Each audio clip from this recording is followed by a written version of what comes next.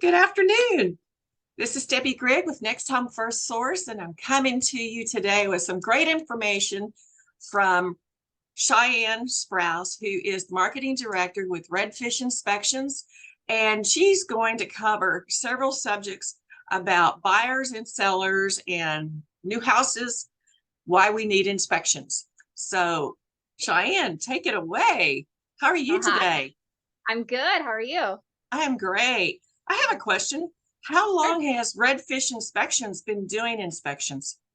This is our 12th year. All right. And how many inspectors do y'all have? I've got 8. We serve all of the greater Houston market, and we're expanding out into the Austin market this year. Oh, So we're very excited. wonderful. Okay. And then do y'all do inspections on Sundays? We do. Wow. So y'all work 7 days a week, just like real estate agents. We do. We got to be available when you guys are. That's right. Exactly. Option period doesn't take a break. That's true. Yeah, Okay. we've got So, 7 days a week, and I've got client care coordinators available 7 days a week. So you don't have to wait until Monday to call us. You can call us. If you see a really great house on Sunday, just give us a call. We'll get you guys booked. all right. Awesome. Good deal. And can a buyer pay by credit card, check, They cash? credit card, check, cash, whatever their preferred method is. Okay. A lot of people, prefer to have cards, but it's completely up to their Okay. reasoning. All right. And then how fast do we get the inspection report? So you actually get it generally within an hour of the inspection. In Texas, you're allowed up to 3 days to have a report back. Mm-hmm. But we've seen the market with 2 and 3 day option periods. So if you're waiting 3 days for an inspection report, it doesn't give you a whole lot of time to negotiate repairs or any adjustments Exactly. on pricing things. So we like to get it back. We do invite the buyer to come to the end of the inspection if they'd like. Mm-hmm. We'll go over the report with them. So anything that's considered costly or hazardous, the two, kind of key points that they want to look for with their inspection, we'll go over that with them at the inspection or via phone call right after. Okay. And then the pricing, it's affordable. Y'all even do termite inspections, correct? Yes, yeah, we do. We have all in-house termite inspectors, so you don't have to outsource that. We average about $550 on a 2,000 square foot home. So things that will affect your price when you're price shopping are going to be the age and the size of the property, the type of foundation. So if it's pier and beam versus a slab, and then the location. Okay, great. Okay, so tools and services. What type of tools do y'all use? Awesome. So let me tell you this, when you're out shopping for inspectors, no two inspection companies are the same, right? Luckily in Texas, your inspectors do have to be licensed. There are some Mhm. states where they don't have to be. They can just start a company and say, I'm a home inspector. But again, in Texas, there is a state licensing board. So there's a minimum set of standards. And then beyond that, it's up to each inspection company on what kinds of tools and services they want to offer. So for us, we want to make sure you're getting a really thorough inspection. We bring in a lot of tools from outside industries. So we bring in plumbing company tools, foundation company tools, so that you're not having to try to get all of these different tradesmen in. They start charging you per. So we want to try to incorporate as much as we can in that. So we use a zip level, which will measure your foundation for you. So it'll tell you at the time if that foundation is, nice and even and operating as it should, or if there's any movement in there so we can know. If it's really good right now, and then say we have a hurricane that comes through and changes the grading of the yard, but maybe the house doesn't Mhm. flood, but just that little change in the grading starts to affect your foundation, we can come back out and use that same tool to remeasure it, see if there's any Mhm. difference. It'll help you with your insurance claims. And Okay. then with the plumbing company, we bring in it's a camera that we put down into the main clean out. So it's great in this area because Houston, they like to put a lot of trees in the yard. You have these beautiful neighborhoods with these big oak trees in the yard. And as pretty as they look, they really like to chase after water, and water comes through your plumbing pipes. So we do tend to see a lot of these homes nearby us that have root intrusion. So we like to use that camera to see if there's any root issues or the type of plumbing fixtures and things that they're using. Okay. And then you can also check the sewer line. Yeah, we can. So what we do is that same camera, it runs from the clean out to the house. So that's your main line that supports all of your other faucets and things in the home. Okay. So, Houston's really eclectic, and as people are building homes, they learn what materials are good and what are bad. So Uh-huh. older homes tend to have things like cast iron or concrete with the pipes. You know, they were affordable at the time, but they tend to have some failure. So we can identify those. Maybe the house has been through a flip and they flipped all of the pipe inside to newer materials, but then your main clean out is that older one. You know, it'd be Right. nice to know that you may have to budget for fixing that as well. Well, I've sold some houses that there's no clean out. Oh yeah, yeah. Built. Sometimes they bury 'em they're in there somewhere. Sometimes they're buried in the yard, or maybe they're on a well and people just don't know. So it's Hmm. really interesting. We've had to dig up a couple before. Okay, great. And then when you do the structural part, if you see that it's been a prior foundation, uh, you recommend that we get the warranty from the foundation company that did the repairs, correct? Yeah, You note it's that in the so report? yeah, so when you're shopping around, especially if you're a new buyer and you start to see the evidence of foundation repair, it's not a red flag to turn away from that home. A lot of the times, if they use a licensed or a company that's a really legitimate company and they put in those piers, it's like having a brand new foundation. And they do have those warranties that carry over. So if there is some movement, you know, they're obligated to come back out and fix that for you. So Okay. we don't ever want to have you shy away from a property, but we do want you to be mindful and educated on it. Okay. And how do you test and check a roof? So, okay, in Texas, it's not required that you walk on a roof, which is surprising, because we are so hurricane prone and things. So we tend to walk about 98% of the roofs. If for some reason we can't walk it, then we use an inspection pole with a camera on the end. So they're able to get up there and still see if there's any lifting of the shingles or, you know, any damage to them, things like that. But Or generally, loss walk of on. granules, Yeah, granule loss. nail pops, Surprisingly, there's a lot of companies now that will come out and they'll spray paint your roof, which will make it look prettier, but you don't really know if it's still functioning as well. So don't fall for that one. oh. Yes, I have a story about a roof on a flip, and the Yeah. contractor power washed the roof. Oh, yeah, no, that's bad. Oh, guess what happened? He ended up having to put a brand new roof on that house. He I washed the bet. granules right off. So don't ever power wash a roof. That's Yep, that's a bad bad, idea. bad, very bad. Okay, so it's not really a cosmetic inspection. Y'all dig deep. Y'all look in the walls, right? We do. So we actually use thermal cameras. Again, when you are going around and you're shopping for inspectors, you know, ask them what tools and services they use and how they charge for those. So not all inspection companies use thermal cameras. A lot of those that do, they will charge you per space. So every sink that you would like scanned, every wall that you would like scanned, and that adds up pretty quick.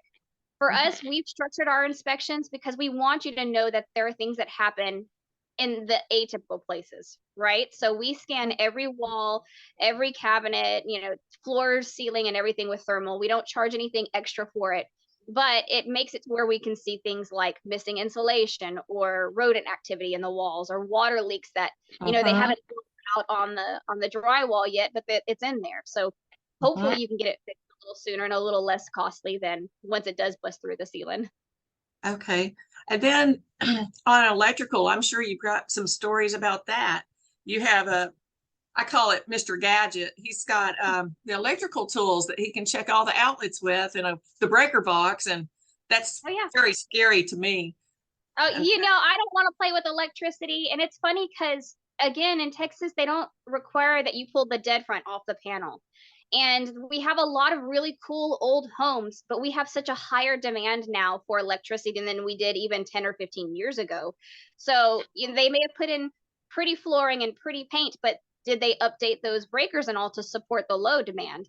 And mhm. a lot of the times it's no. And even on new construction, sometimes we see things where they're not wired correctly, or it should be a GFCI because it's close to a bathroom or a water source, and it's Mhm. not. So we want to prevent anything that's gonna cause a fire hazard or a safety hazard. But Right. yeah, we see all kinds of things. Oh, I know. I've seen fried bugs inside, lizards inside the breaker box. And Yeah, I've lizards. actually, I've seen knob and tube breakers. Glad they weren't working, but Yeah, they still exist. they do. Um, They see this, and right now, so there's four kind of panels that are have big recalls on them, and we even see them on new construction. You know, they've just gotten the recall on them in the last year, And Okay. so we tend to let people know that that recall exists. And we do that with all of their appliances in the home. We Okay. use a system called Recall Check that puts all of the numbers, the The serial manufacturers, numbers. yeah, into a database. So if ever there Huh? is a recall, we also let them know.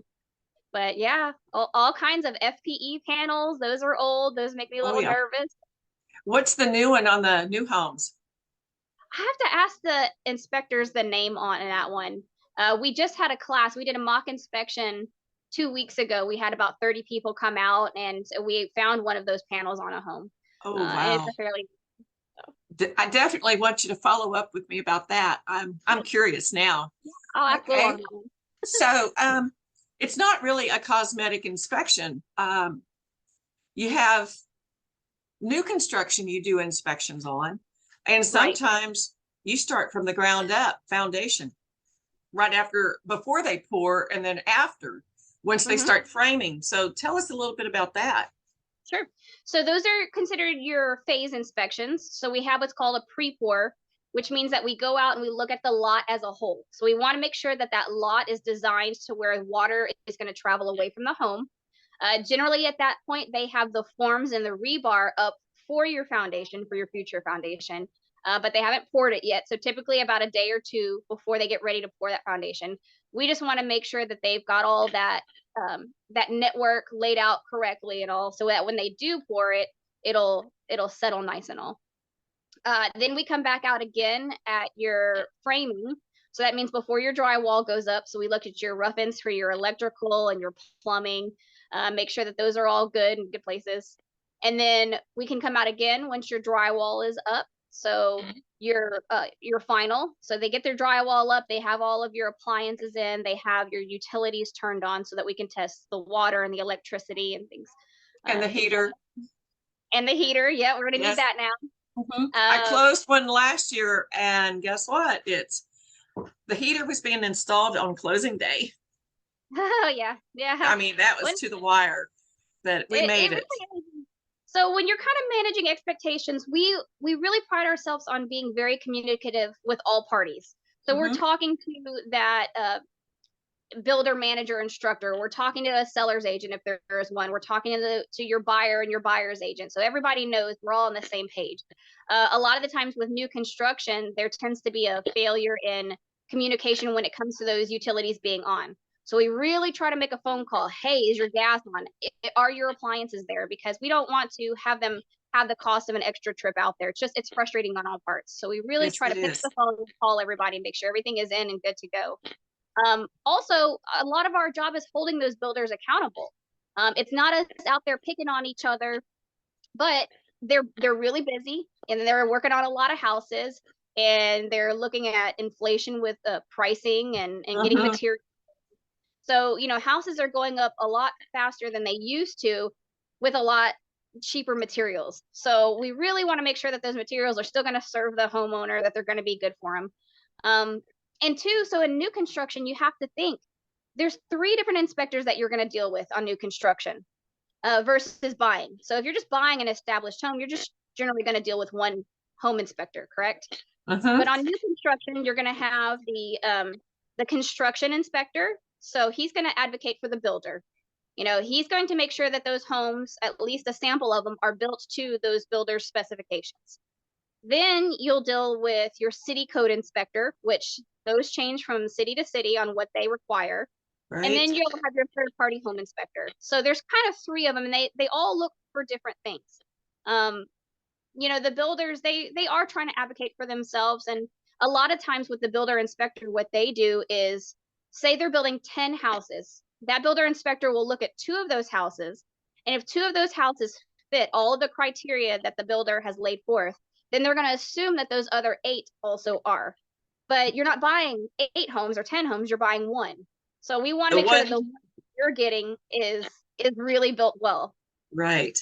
Well, I know that I've bought a new home before, and first time I ran the bath water upstairs, the flood came down through the air conditioner vent in the hallway onto the floor because the Yeah. plumbing wasn't lined up. And did I do a home inspection? No, it was unheard of. That was 20 some odd years ago. And we didn't push for home inspections for new construction, which I'm an advocate for now, of course. Always, yeah.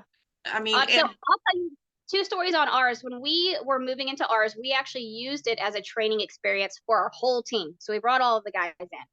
And the builder, he said, you know, this house is perfect. I build it as if I'm going to live in it. He was a private builder. So, you know, we had one guy inside running thermal on my master tub, and he's already seen kind of an anomaly happen with something behind the tub.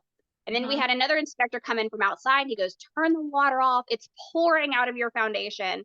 oh And it no, had become disconnected there, and it's just going through my wall, through the foundation and all. So we are glad, because we do operate in teams a lot, but even our solo guys, they are going to use the same tools and find things. But so we had that, and we also found termites on our new construction, which he just could not believe that there were termites. And I said, look, they're here. We are licensed termite inspectors. You know, there's a big tree that was within 6 feet of the house. And if you're familiar with new construction now, you're not even supposed to have a tree within like 20 feet of the house. So there were things that the city code inspector didn't write up, so he didn't address it, didn't move the tree, didn't take the tree down. And we fought termites forever. I did make the builder buy us a termite warranty, which cost him $400. But in the end, termites did about $20,000 worth of damage in the first year that we were there. But because we had that warranty, the termite company had to pay for it. So they cut me a check. We fixed all the things. We got rid of the termites, and that was it. So new construction, established homes, all of them, just go ahead, spend a little bit of money, invest in it, because it's really going to save you quite a bit of frustration and hopefully some repair costs down the line. true. And you know, and everybody thinks, oh, I'm not going to get termites, but you know, they swarm and they just go from neighborhood to neighborhood. And then when they're traveling and tunneling underground, your neighbor can do a treatment, and the next thing you know, they're moving in at your house. Oh And yeah, they're looking for the you next. know, they're going to the next place to eat and chow down. And especially in old houses, and you know, you can see the damage on the rafters up in the attic. I've seen that. So, you know, it's worth it to get an inspection. And no matter what the cost is, please don't cut corners, because it is the most expensive item that you're going to purchase in a lifetime. And if you can't spend $550, you don't need to purchase a house. That's my theory, you know? And well, I and you say that. think when you bring in all these different people, so if you bring in a plumber and you bring in an electrician and you bring in a roofer and you bring in a foundation guy, you've already spent more than the $500 or $600 you'd spend with us. And again, they want to sell you a roof. They want to sell you some electrical updates and things of that nature. We are very third party, non-biased. So we're just going to let you know back to what it is and what you should consider. You know, if it's something that needs to be addressed sooner than later, or you need to be mindful and budget for it, or it's really not a big deal. So, and then of course it's always a relative they're going to bring in. Oh yeah. Yeah, we've seen a lot of relatives. That my uncle helped me fix something and it was a real questionable fix. We actually found on a home that the garbage disposal had gone out. So their fix for it was to put a blender down there. So they had a blender at the bottom of their sink that was their garbage disposal. Wow. Yeah. Okay. So now the builders, they give warranties, right? The builders do. Yeah. So if we find something generally within that, you're having a home built and we find something, they are more apt to go ahead and fix it because they are under contract with you and you sign this contract that this home is supposed to be X, Y, and Z. And if all of a sudden it's not, they're going to try to fix that for you. They also offer, generally a 1-year warranty and 11-month warranty. So that's when we would come back out and do another inspection for you and just see if everything's holding up like it had, different things in the homes, different appliances will have different warranty times and all on it. But let's look at that 11-month warranty, see how things are. And if you need to take it to the builder, you've got a new report and they're still obligated to fix those things for you. Okay. Is there an expense for that follow-up? It is. It's like doing a whole new inspection. So we're going to come in and be just as thorough as we were the first time. Okay. All right. That's good. So I think, there's other part of inspections. It's not just for buyers. We can do seller inspections, correct? You sure can. pre-marketing inspections. Yeah, a pre-listing So, inspection. And right now is a great time for that because we've got sellers are in a place where homes are sitting on the market a little bit longer than they were a few months ago or a year ago. So if you do that pre-listing inspection, that lets you know, hey, these are the things that I can go ahead and address now that I can make this house look more appealing to a buyer. Or you can say, hey, you know what? I'm not going to fix that. I know it's there. Buyer, buy at your own risk. So we do have some that are doing those pre-listing inspections just to be more, I don't even know the good word for that. well, Just to be a little bit prepared. it's better to do instead of slapping lipstick on a pig. That's my theory. And sometimes they just want to slap lipstick on a pig and say, oh, we've got this fresh paint and this new carpet. We have new light fixtures. Okay, well, there's more to it. Yeah, there's a lot more to it. Those are things normally when a buyer is going to move in, they're going to put their own spin on it, and they'll do their own painting and their own style. But really, if you can address something like a foundation issue or a roof, even a lot of loans, your VA and FHA loans, they want you to have a longer life span on the roof than 5 years or so. No, so the insurance company, wants that. Yeah. Okay. Yeah. Okay. So what's the cost to have a seller inspection done? It's the same thing. So they call it, same price. We're going to come in and just be as thorough. We're not going to cut any corners as far as the things that we look at. So, they can have that report and look at it and decide what they want to fix and address. And then they can do those repairs and y'all can come back out and do a re-inspection and sign off on it. Yep, sure can. Okay. And the price for the re-inspection? Generally, it's going to depend on what items we look at. So re-inspections a lot happen with termite conditions. So if we find active termites and they fix the things or they have conducive conditions, it's not like coming out and doing a full inspection again. So they kind of pick and choose the things on the report they want to have fixed. And then we base a price off of looking at those specific items for them. All right, great. Well, I want to say thank you so much for sharing all these wonderful tips, and hopefully the buyers and the sellers in today's real estate market of November of 2022, I'm going to put that date out there, where time on the market's a little bit longer than 5 minutes.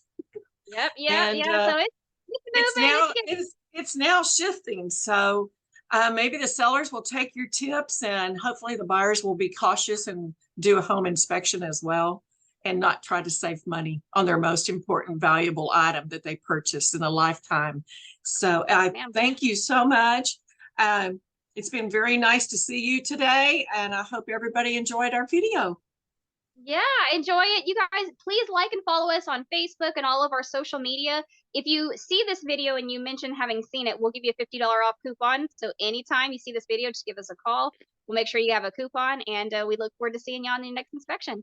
And how can they reach you? They can call us. So 713-568-8184 or Redfish Inspections LLC.com.